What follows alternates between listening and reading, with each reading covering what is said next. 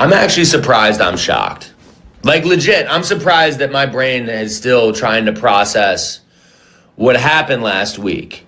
Because it shouldn't be. This country is built on hurting black people. The United States of America will, they'll if they hear that they can hurt a black person, they'll get it done in minutes.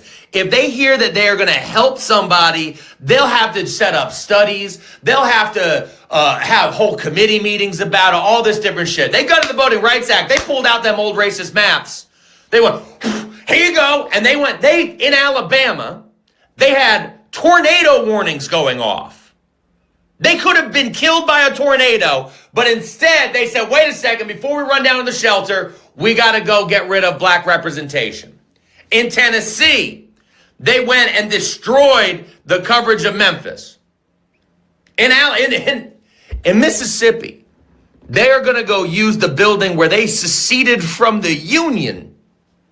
Because their current building's under work. They could wait. They could just wait until the building's ready. And in a lot of these places, they're suspending primary elections that have already started.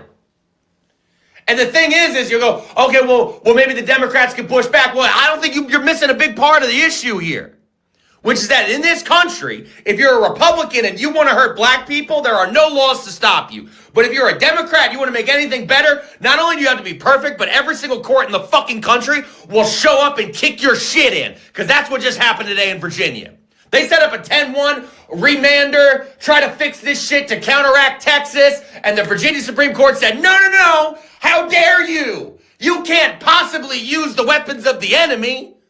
We have to let it be perfect. Even though the voters chose in Virginia. The voters chose that map in Virginia. In Texas, Alabama, Tennessee, Mississippi. God damn! What they had to do? Get a bunch of white men in suits and ties to go, boom, map's gone. They didn't have to hold an election. They didn't have to hold a fucking press conference. They didn't do any of that shit. And now who's going to suffer? Black people. Black people are going to suffer. And here's the thing I know about black suffering in this country. It trickles up. It trickles the fuck up to everybody else. Because the whole purpose of what the South wants to do right now is to reinstitute a hierarchy with just a few white families on the top and a bunch of dumb fucks stuck in the middle and an entire base of black people that those dumb fucks can look down on. That's where we are. That's where we've always been. But for the last 60 years, we had the veneer that we had moved past it. Enjoy your 250, America.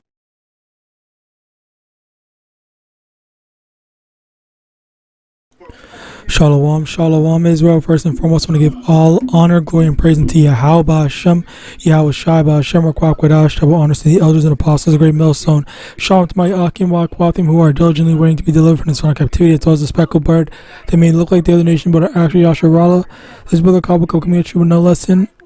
And today's lesson, I just have to make sure that this was recording, but today's lesson, it's going to be on this, and this is something that I find funny, and I didn't even realize this.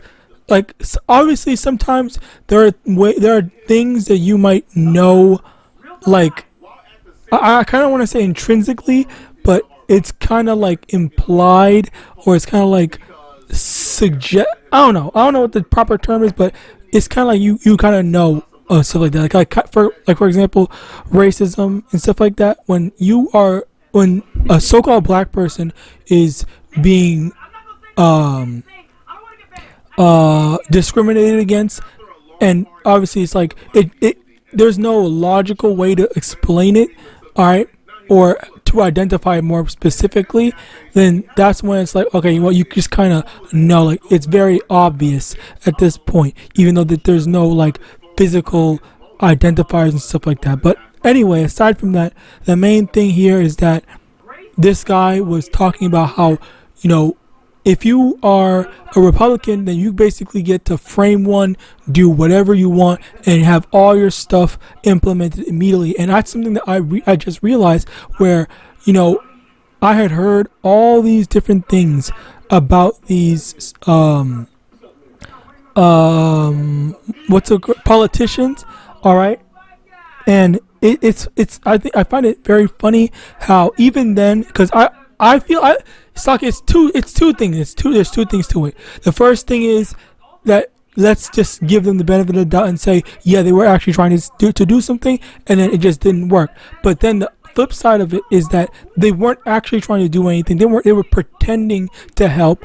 All right, and they give that show of we're trying our best, we're doing all this stuff X, Y, and Z and stuff like that. But the other side is not letting me do anything. But if that's the case, why is it that whenever the Republicans want to do something, that they can do it immediately? Where are the Democratic pushback when the Republicans or when DJT is doing something and stuff like that? Like this is the thing that I don't think people tend to really acknowledge and see. All right, so let's get this.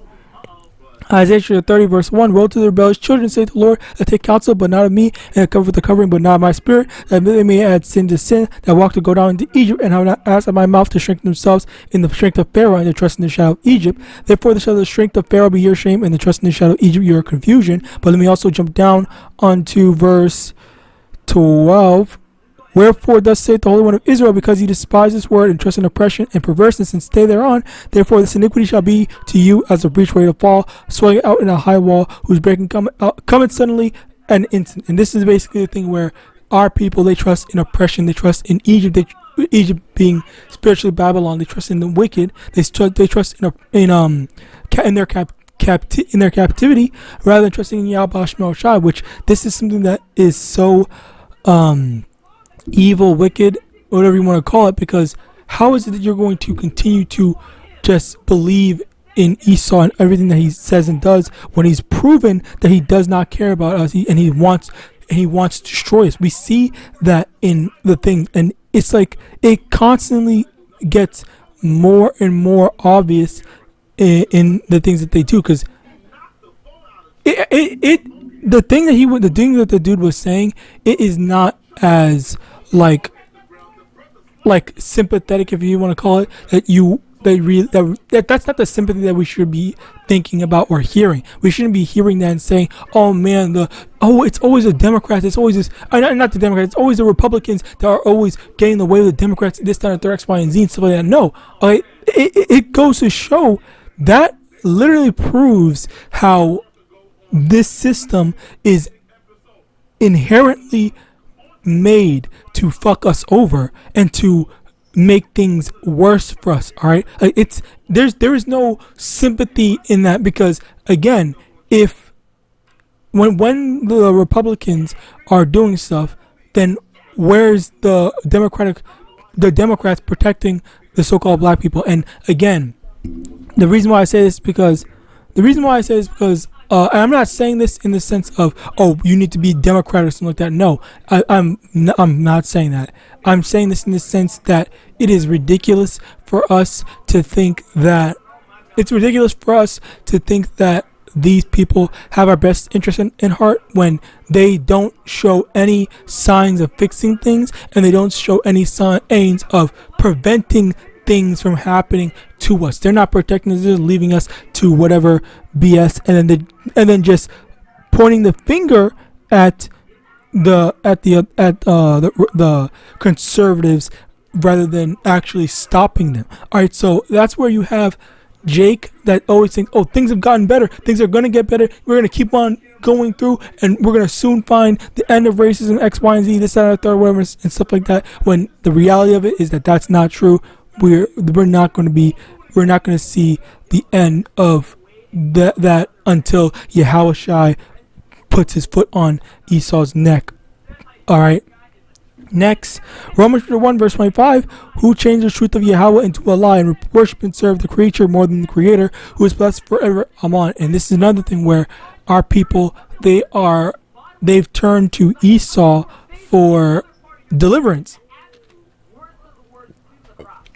So they turn to Esau for deliverance rather than YAHAWASHI, which that's where you have these people that are trusting in oppression, trusting in evil, trusting in wickedness, rather than YAHAWASHI. Now, Sirach chapter 10, verse 2.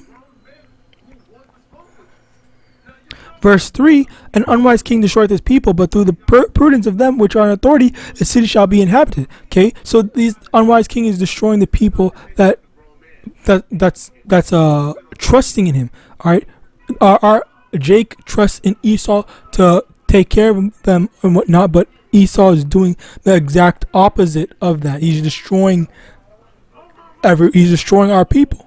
So this is the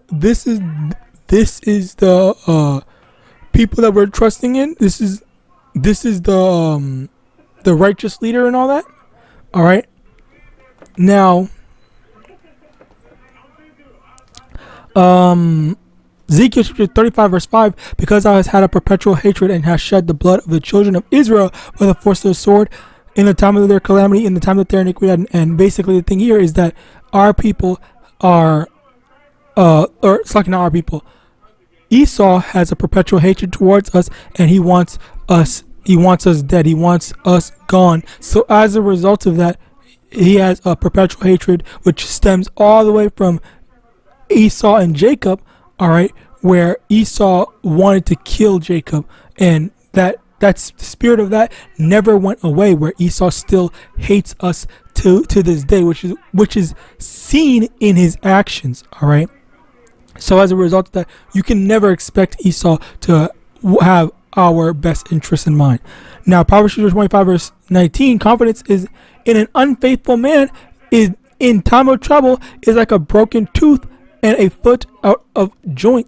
All right, it's like there's nothing to stand on, and there's no security in that. All right, but yet you have people, our people, Jake more specifically, that's trusting in Esau. And you know what's even funny is that even that is going, the punishment for that is also affecting the other Edomites as well. All right, so with that, I pray this was edifying. I'm going to give all honor, glory, and praise unto YAHAWAH, Yahawashi, Yahawadah, that will honor to the elders and apostles of Great Millstone, Abad Babal, and Shalom.